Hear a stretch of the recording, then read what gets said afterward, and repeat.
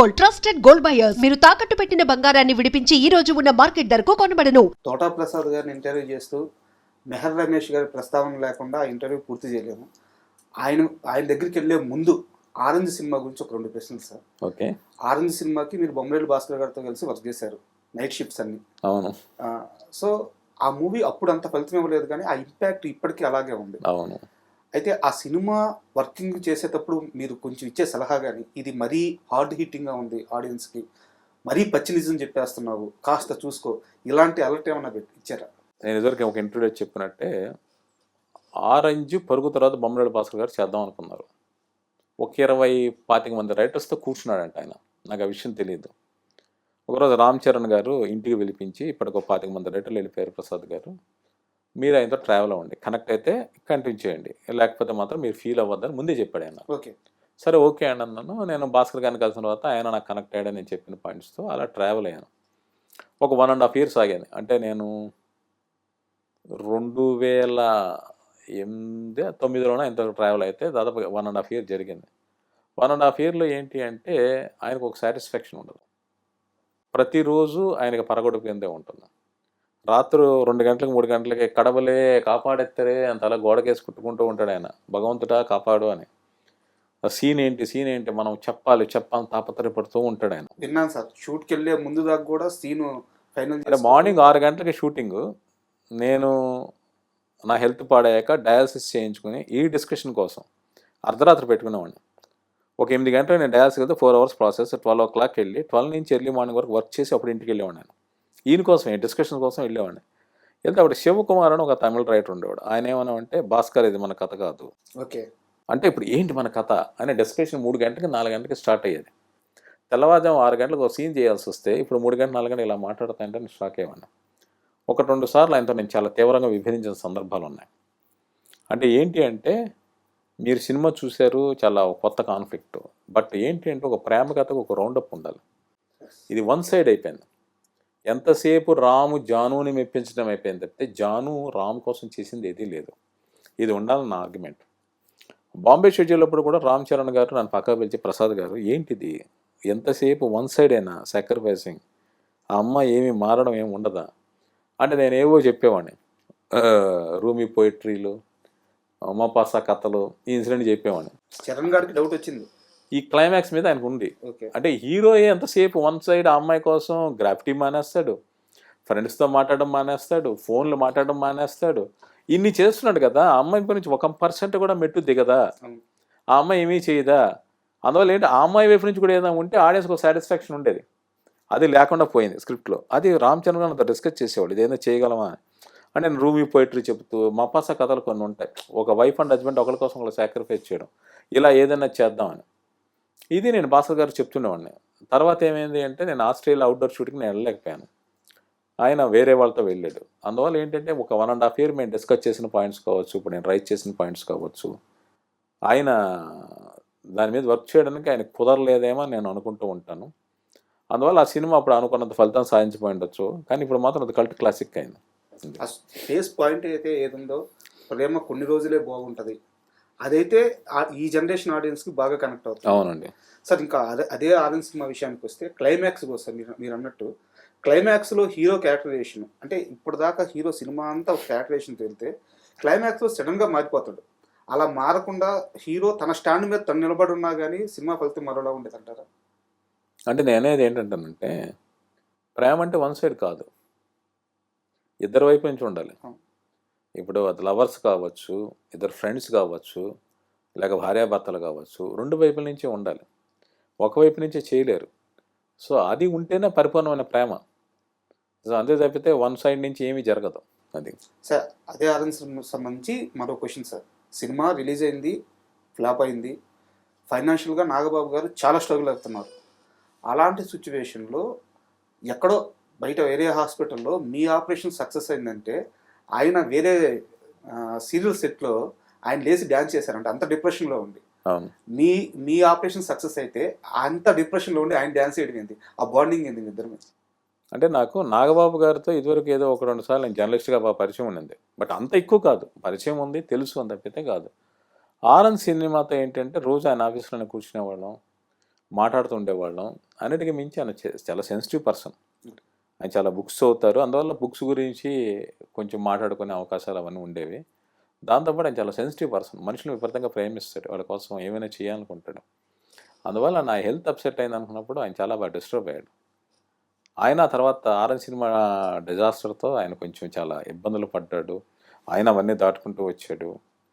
ఆయన నన్ను ఒక తమ్ముళ్ళ అనండి, లేక టీం మెంబర్లా అనండి, ఆయన తను ఎదుర్కొన్న సమస్యల గురించి కూడా నాతో డిస్కస్ చేశాడు. ఆయన అపరంజి అనే టీవీ సీరియల్ ఏదో యాక్ట్ చేసి ఇక్కడ ఒక విషయం చెప్పాలి. ఆ సీరియల్ యాక్ట్ చేస్తున్నప్పుడు ఆయన ఫైనాన్షియల్ ప్రాబ్లమ్ నుంచి బయటపడడానికి పవన్ కళ్యాణ్ గారు ఒక సినిమా చేద్దాం అనుకున్నారు. దబాంగ్ రైట్స్ కొనిపించారు. సో గబ్బర్ సింగ్ సినిమా చేద్దాం అనుకున్నప్పుడు నాగబాబు గారు చెప్పారు, ప్రసాద్ నేను హరీష్తో చెప్తాను, హరీష్ అనుకుంటున్నాను, నువ్వు చేద్దు ఆ సినిమా అన్నారు. సార్ నేను పని చేయాలి, ఆ విషయం వేరే కానీ, బట్ అంతలాగా కూడా ఆయన నా గురించి ఆలోచించేవాళ్ళు. 2010 నవంబర్లో ఎప్పుడో సినిమా రిలీజ్ అయింది. అంటే నేను డయాలసిస్ చేయించుకుని కూడా నేను డిస్కషన్స్కి వెళ్ళడం, షూటింగ్లకి రావడం, హైదరాబాద్లో జరిగే వాటికి అవన్నీ కూడా నాగబాబు గారికి తెలుసు.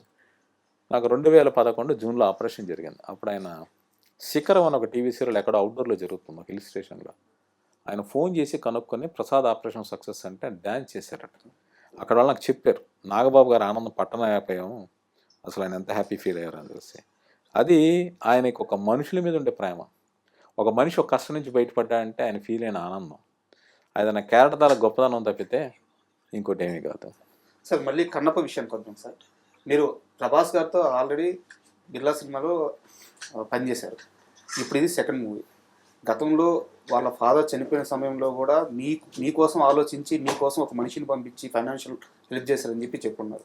ఇప్పటికీ ప్రభాస్ గారి ట్రీట్మెంట్ అలాగే ఉందా, ఏమన్నా చేంజ్ అయిందా? అంటే ఇప్పుడు ఆయన పాన్ ఇండియా హీరో. అంటే ఇప్పుడు ప్రభాస్ గారు బిర్లా టైంలో ఆయన మెహర్ రమేష్ గారు ఆఫీస్కి వచ్చేవాళ్ళు. నేను ఈ బిర్లా వెనుకున్న కథలు నేను చెప్తుండేవాడిని. అంటే మీ అందరికి తెలుసు డాన్ సినిమా రీమేక్. డాన్ సినిమాకి ఒక హాలీవుడ్ మూవీ ఉంది. ఓకే, దాంట్లో ఇన్స్పైర్ అయ్యి సలీం జావేద్ డాన్ చేశారు. ఆ డాన్ తెలుగులో యుగంధర్ వచ్చింది. మలయాళంలో ఎవరో శంకర్లాల్ ఏదో శంకర గురు ఏదో మోహన్ లాల్ గారు చేశారు. తమిళ్లో బిల్లా అని రజనీకాంత్ గారు చేశారు. మళ్ళీ అజిత్ చేశారు. ఈ బ్యాక్ స్టోరీలు ఏమని చెప్తున్నా ఆయన ఎంజాయ్ చేసేవాడు. ఆయన మాతో చాలా అంటే మెహర్ రమేష్ గారితో బాగా ఫ్రెండ్లీగా ఉండేవాడు. అప్పుడు ఆయనకి ఎక్కువగా యానిమల్ ప్లానెట్ లేదంటే డిస్కవరీ ఛానల్స్ చాలా ఇష్టం ఆయనకి, ప్రభాస్ గారికి. అవి చూస్తుండేవాడు ఆయన. ఆ వైల్డ్ లైఫ్, హిస్టారికల్ ఫ్యాక్ట్స్ తెలుసుకోవడం ఆయనకి ఇంట్రెస్ట్.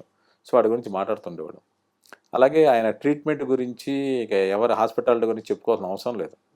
ఎవరి పట్ల అయినా ఆయన అదే ఆధారంతో ఉండేవాడు. సో అలాంటి కొన్ని బ్యూటిఫుల్ మెమరీస్ అన్నీ ఉన్నాయి. నాకు ఇల్లు హెల్త్ వచ్చినప్పుడు ఇండస్ట్రీ మొత్తం నాకు సపోర్ట్ చేసింది. ఇక్కడ ప్రభాస్ గారి ప్రత్యేకత ఏంటి అంటే తండ్రి చనిపోయిన బాధలో కూడా ఆ రోజు ఆయన నాకు సపోర్ట్గా నిలిచారు. అదే ఒక గ్రేట్ క్వాలిటీ. ఆ తర్వాత నేను రికవర్ అయిన తర్వాత ఆయన డబుల్ షూటింగ్లో ఉన్నారు.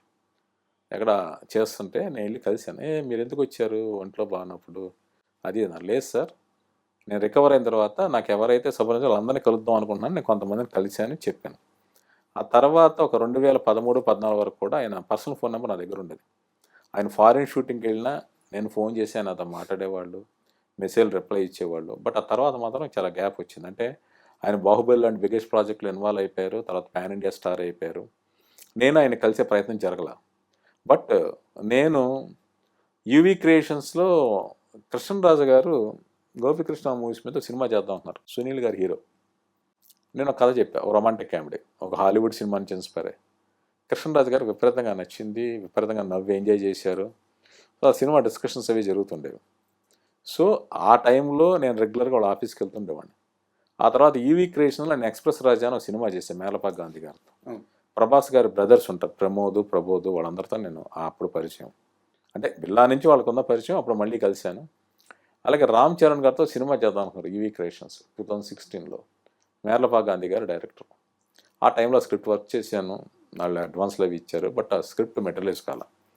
అలాగా ప్రభాస్ గారు కావచ్చు, ప్రభాస్ గారి స్నేహితులతో ఉన్న బ్యానర్లో కావచ్చు నా అసోసియేషన్ కొనసాగింది.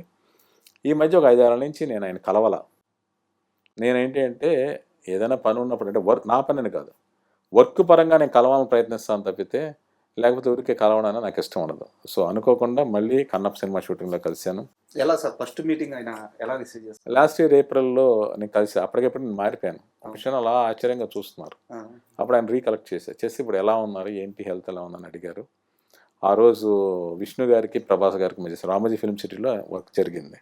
ఇప్పుడు కలిసా, సో మాట్లాడా, ఆయన అన్నీ జాగ్రత్త అని చెప్పారు. అది.